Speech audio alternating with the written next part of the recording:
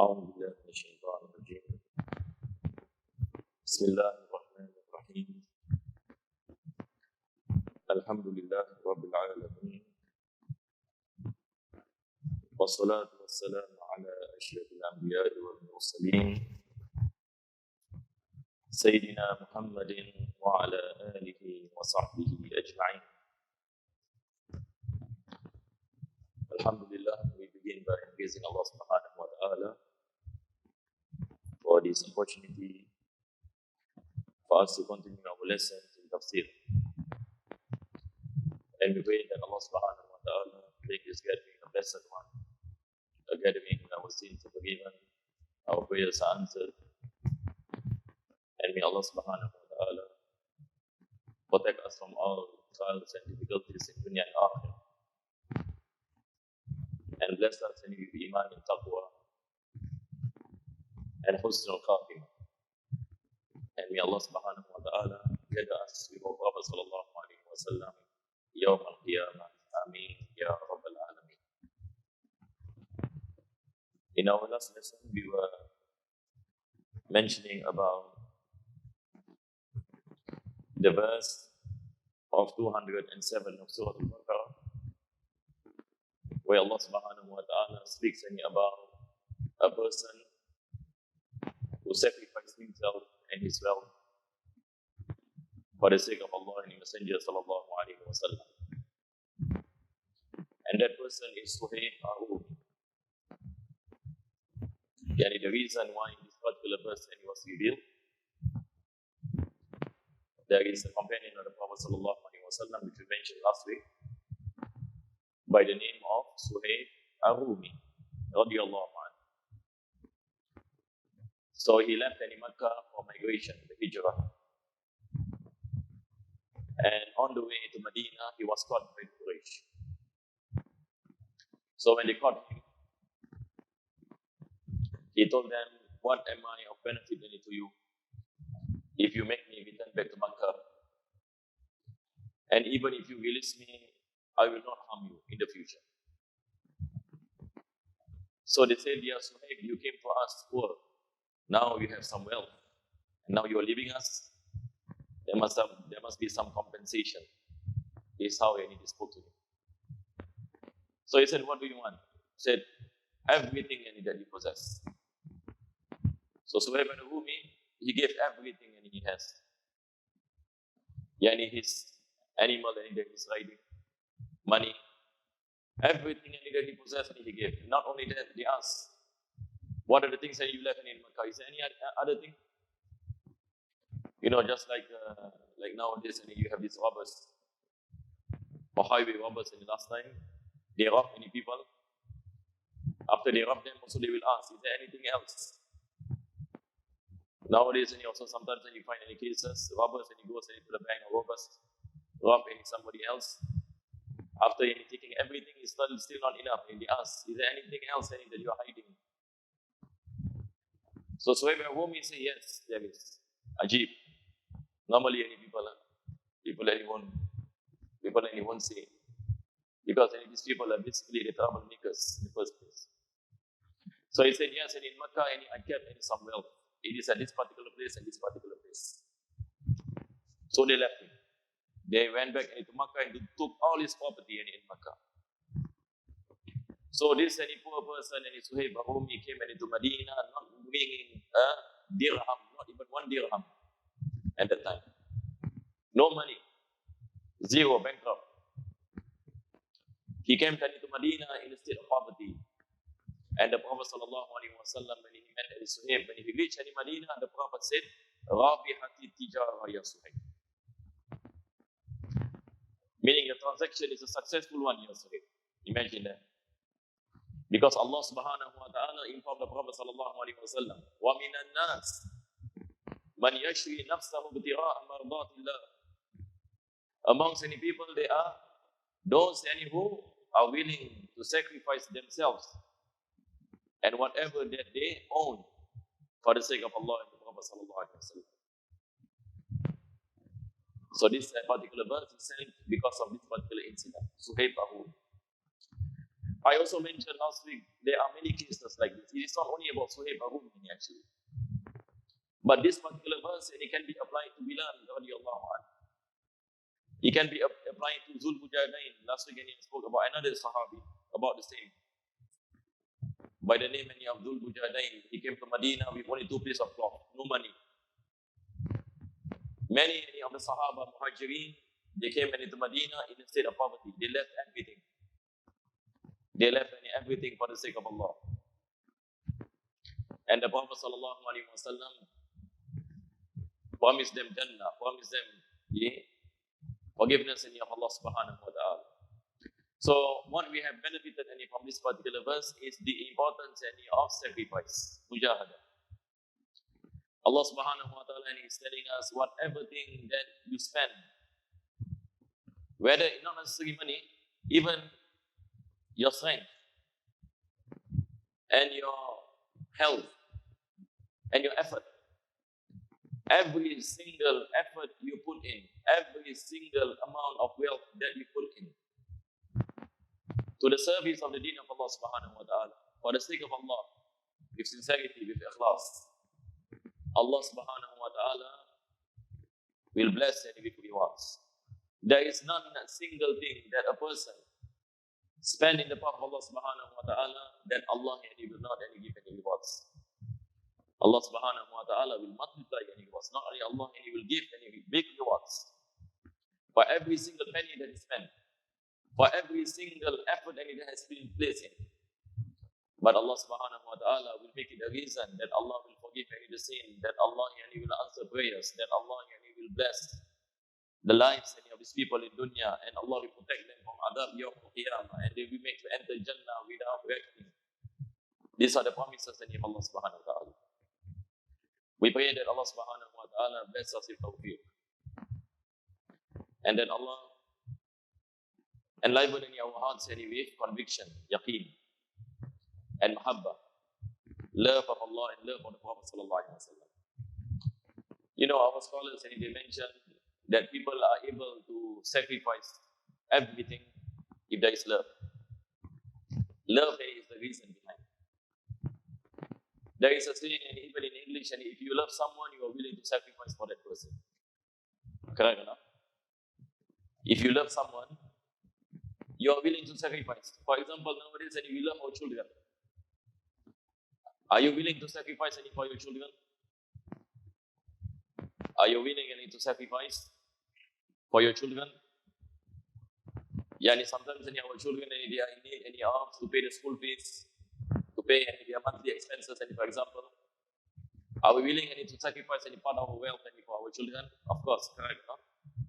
If you ask what is the reason behind, somebody asks, easily we say it is because of love.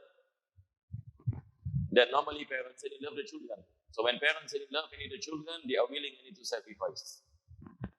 Likewise, lovers. A man loves a woman. Husband love the wife. Do you think the husband is willing to sacrifice for the wife if there is love? Yes. But if there is no love, there's no any willingness. If you don't love someone, you will not be willing to sacrifice for that person. So the thing about sacrifice, the thing that is moving, the thing that is motivating you, that is driving you, is mahabbah, is love. So that is why in Islam, it is important for us to make efforts how to attain love to Allah subhanahu wa ta'ala, love to the Prophet sallallahu alaihi wasallam. Because there is a saying, if you love Allah, then you are willing to sacrifice for Allah. If you love the Prophet sallallahu alaihi wasallam, then you are willing to sacrifice for the Prophet sallallahu alaihi wasallam. But the question is, how do we attain any love in Allah subhanahu wa ta'ala? And how do we attain any love in the Prophet sallallahu alaihi wasallam? So this is the question that we must find the answers. Once we know the answer, then we put in effort and work for it. So to attain any love is of great importance. Because without love, it's difficult. The path to Allah might be difficult. But if there is love, everything that is difficult will be made easy. When there is love and there is willingness to when there is willingness and to sacrifice. One of the ways that we can attain love towards Allah subhanahu wa ta'ala, I mentioned this last time. One of the ways that we can attain the love to Allah subhanahu wa ta'ala is by tafakkur. That is why in the Quran and in many verses Allah speaks about tafakkur. Inna fi khalqi samawati wal ardi wa ikhtilafi al-layli wan nahari la ayatin li ulil albab. الذين يذكرون الله قياما وقعودا وعلى جنوبهم ويتفكرون في خلق السماوات والأرض. The meaning of tafakkur is to contemplate, contemplation. For example, if we look at ourselves today. Today, alhamdulillah, Allah bless us with life. Allah bless us with sight. Allah bless us with hearing. With the sense of tasting. Allah subhanahu wa ta'ala bless us with hands, legs, health. That you are able to walk, that you are able to run, that you are able to come, that you are able to see, that you are able to hear, that you are able to speak, that you are able to eat, that you are able to enjoy all these luxuries in this dunya. Who is the one who is giving us all this? Allah. If you contemplate, then mashallah, Allah is the one who created me. Allah is the one who sustained me. Allah is the one who gave me this ability. Allah is the one who blessed me with all this blessing and ni'mah. Everything comes from Allah. وَمَا مِن دَابَّةٍ فِي الْأَرْضِ إِلَّا عَلَى اللَّهِ رِزْقُهَا. There is not a single creature on the face of this earth إِلَّا عَلَى اللَّهِ رِزْقُهَا. Allah is the sustainer. Not our boss, not our wives, not our families, but Allah. The one who created the heavens and the earth. The one who commanded the earth to rotate around the sun. The one who created night and day. The one who created the atmosphere and oxygen. The one who created rainfall, vegetation, cattle. All these are things that we are in need to survive in this life. Who is the one who has been providing all this? Allah. If we contemplate this, our ulama mentioned this is the way that we can attain love towards Allah subhanahu wa ta'ala. Why? Because normally human beings, you will love those who does good to you. Let me give you an example before we go on. Let me give you an example. Imagine you are in a state of difficulty. You are in need of help. Nobody wants to help you.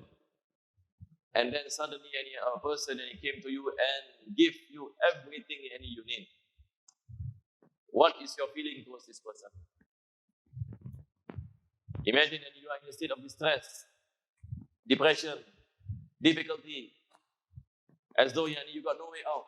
Suddenly a person comes and settle all your problems, settle all your debts for free. Do you think you will love this person? MashaAllah, I'm in great difficulty and I don't even know this person.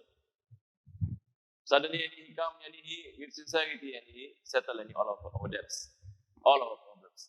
Do you think you will love this person? Of course you will love this person. You say, MashaAllah, it's ajib, it's amazing. How can he help me like this? Nobody wants to help nowadays. For example, difficult for us to find sometimes. So the nature of human beings is that you will love those who do good things to you. So one of the ways to attain love towards Allah subhanahu wa ta'ala is to ponder upon the ni'mah.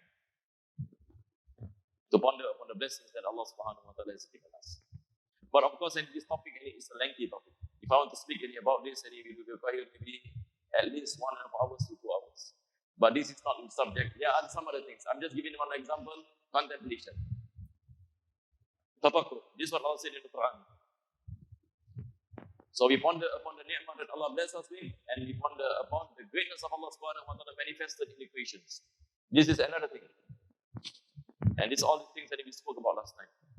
May Allah subhanahu wa ta'ala bless us and with tawfiq, inshallah. Now, inshallah, we go on to the next verse. So we are now in verse 208 of Surah Al-Baqarah. فأعوذ بالله من الشيطان الرجيم يا أيها الذين آمنوا ادخلوا في السلم كافة ولا تتبعوا خطوات الشيطان إنه لكم عدو مبين. This particular verse and it began with Ya ayyuhalladhina amanu.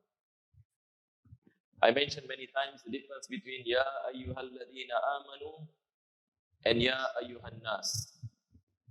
In the Quran, sometimes Ya ayyuhalladhina amanu, sometimes Ya ayyuhan nas. What is the difference? Ya ayyuhan nas, it consists of everybody, Muslim, non-Muslim, atheist, fire worshipper, everything. Everyone is included in this, what you call it, in this command. But Ya ayyuhalladhina amanu, Allah subhanahu wa ta'ala is directing to the people of Iman. Yani Allah is directing to the people whom Iman has been established in his heart. So if you are mu'min, meaning you believe in Allah subhanahu wa ta'ala, you believe in the Prophet sallallahu alaihi wasallam, you believe in the Quran, and you are performing the obligations and refraining from the prohibitions, now here Allah subhanahu wa ta'ala is directing this particular verse to you. So there is a difference between Ya ayyuhalladhina amanu and Ya ayyuhan nas. Ya ayyuhan nas, it is general. It consists of everyone. But Ya ayyuhalladhina amanu, Allah subhanahu wa ta'ala is directing to those who believe. So we have to pay attention at what Allah subhanahu wa ta'ala is saying. Because this verse is directing towards us. Allah subhanahu wa ta'ala is saying, Udkhulu fi silmi kafa.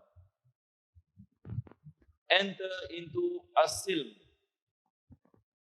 100%. Kafa meaning wholly, completely. The meaning of kafa in the Arabic language, like nowadays we say holistically, holistic, in every aspect, fully, completely. This is the meaning. Kafa. Ya ayyuhalladhina amanu udkhulu fi silmi kafa. O believers, enter into as-silm. Now we'll explain the meaning of as-silm. I do not want to translate first, so I will explain first. Allah subhanahu wa ta'ala is saying, enter into as-silm. The meaning of as-silm, as-silmu, and in the Arabic language, here is as-silmi because of fi. Udkhulu fi silm. Because of fi is majrur, takes the kasra. The word is as-silmu. In the Arabic language, the meaning of as-silmu, it means peace. It means peace and tranquility. So Allah subhanahu wa ta'ala is saying, O believers, enter into this peace and tranquility. MashaAllah, what is the meaning of this peace that Allah subhanahu wa ta'ala is speaking about? Allah subhanahu wa ta'ala is telling us, if you want peace in your society, if you want peace in your houses, if you want peace in your communities, then you have to perform all of the obligations that Allah subhanahu wa ta'ala has made it obligatory upon you. You have to believe in everything that Allah has made obligatory for you to believe. And you have to emulate the prophets and messengers which Allah subhanahu wa ta'ala has sent. If you do so, what is the result? The result is as-silm. So this as-silm is natija. It is a result. That if you believe in Allah, in every aspect in your belief, and you perform the obligations, the commandments, and you refrain from the prohibitions and the ma'siyah, and you perform the sunnahs, as what was being brought by the Prophet sallallahu alaihi wasallam. If you do this, This is the promise of Allah subhanahu wa ta'ala. What will you get? You will get peace and tranquility in yourself, in your house, in your neighborhood, in your society, in your community, in your country. So by entering into Islam and practicing the rulings of Islam and obeying Allah subhanahu wa ta'ala and refraining from the prohibitions of Allah subhanahu wa ta'ala, this is the gateway towards peace. So Allah subhanahu wa ta'ala is teaching us a formula. What is the formula? The formula is obedience in Allah subhanahu wa ta'ala, faith in Allah subhanahu wa ta'ala, emulation of the Prophet sallallahu alaihi wasallam. It will result in peace and tranquility in every aspect of life. And this is the promise of Allah subhanahu wa ta'ala. We look at the time of the Prophet sallallahu alaihi wasallam, the Sahaba radiallahu anhum. Look at what happened when they believe in Allah subhanahu wa ta'ala. They obey Allah subhanahu wa ta'ala, they obey the Prophet sallallahu alaihi wasallam, they perform any of the obligations, they refrain any from the prohibitions. What happened in Medina? The Prophet sallallahu alaihi wasallam, when he mentioned there will come a time that a woman will travel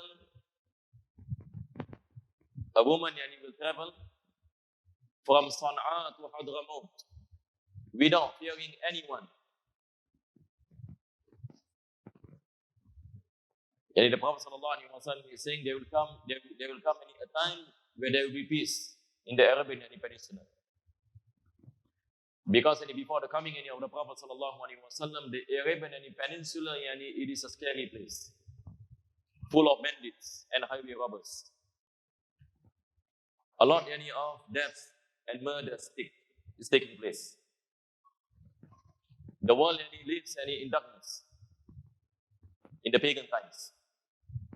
But when the Prophet sallallahu alaihi wasallam came with Islam and the Muslims obey the Prophet sallallahu alaihi wasallam, follow the Prophet sallallahu alaihi wasallam, Allah subhanahu wa ta'ala not only blessed them with peace and tranquility in their minds, but Allah subhanahu wa ta'ala blessed in peace and tranquility in Medina. Medina becomes Madinatul Munawwara, the city of lights, the city of peace and goodness. And this peace is propagated to all corners of the Arabian Peninsula. Even a place like Sana'a in Hadramaut last time, nobody dared to travel alone last time. But the Prophet sallallahu alaihi wasallam mentioned there will come a time a woman will travel by herself without fearing anyone. Because of the peace that has been established in these places. That is why, subhanallah, we Muslims always say that Islam is a religion of peace. Correct or not? Different from what the Western media is portraying. We always say that Islam is a religion of peace. But now the non-Muslim is confused. When they look at the Muslims, they are questioning themselves. Really? Muslims are people that bring peace? Because when they look at what is happening in the world right now, they are confused. Why is this happening? The reason is this. When we Muslim, we decided not to obey Allah subhanahu wa ta'ala. We are just Muslims by name. We do a lot of ma'asiyah, we don't have any importance of deen in our lives, then the natija will not come, the result will not come. Because for the result to come, there must be the prerequisites, the conditions. What is the condition? Number one, we have to believe, we firm faith, yaqeen in Allah subhanahu wa ta'ala. Today, we ask ourselves, is this present in the ummah, in the Muslim ummah today? Not that strong. Today, we find many of our Muslims, they are in doubt. They are not, what you call it, you might find any Muslims criticizing Islam.